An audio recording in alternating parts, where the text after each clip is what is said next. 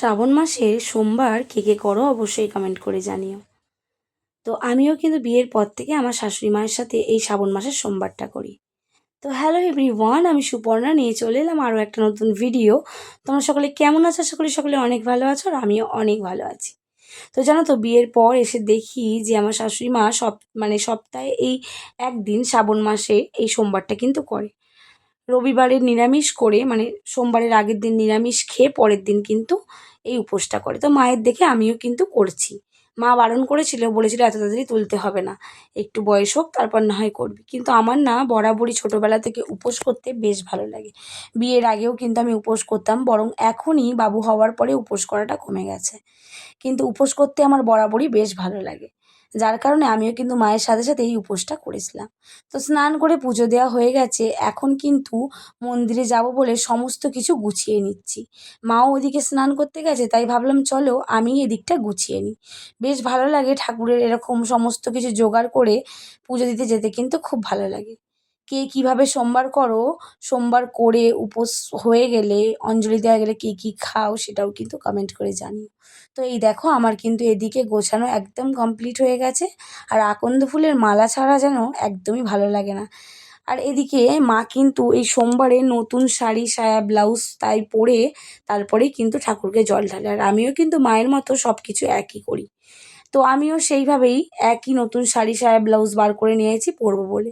এদিকে দেখো মা কিন্তু একদম রেডি হয়ে গেছে, আর আমিও কিন্তু একদম রেডি হয়ে গিয়েছি যাব বলে।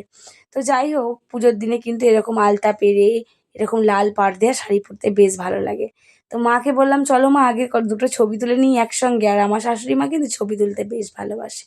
আর দেখো আমাদের কিন্তু এই যে মুগের ডাল সাথে একটু আখের গুড় আর এইগুলোকে বলে ছানার গজা, এই মিষ্টিটা একবারই মানে ঠাকুরতলা থেকে এসে 12টা 1টা যখন পুজো মেটে, তো এসে চরণামৃত খেয়ে তারপরে এভাবে জল খেয়ে এই একবারই বসে কিন্তু আমরা খাই। মানে একটুখানি মুখ করাই, আমি তো বেশি খাই না একদমই, একটু সামান্য মুখ করায় মিষ্টি, দুটো মিষ্টি, মুখ করায় আখের গুড়, এটাই খেয়েছিলাম। আর কিন্তু সারাদিনে আর কিছু খাবো না, জলও খাবো না।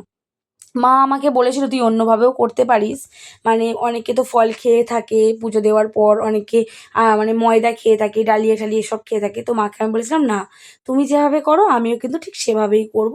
তো আমিও বড় মানে মায়ের মতো, আজ বিয়ে হয়ে গেছে আমার 7 বছর, আমিও কিন্তু মায়ের মতো একইভাবে এটা পালন করছি। আর তোমরা কিভাবে করো তোমরা কিন্তু অবশ্যই কমেন্ট করে জানিও।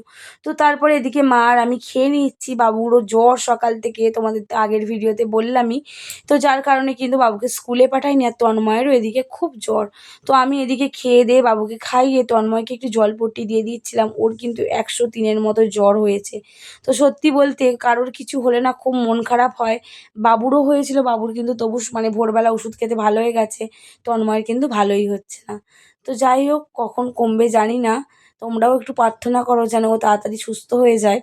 বাবুরও শরীরটা খুবই খারাপ, ও তার জন্য স্কুল যায়নি। তো চলো বন্ধুরা, ভিডিওটা এখানেই শেষ করছি।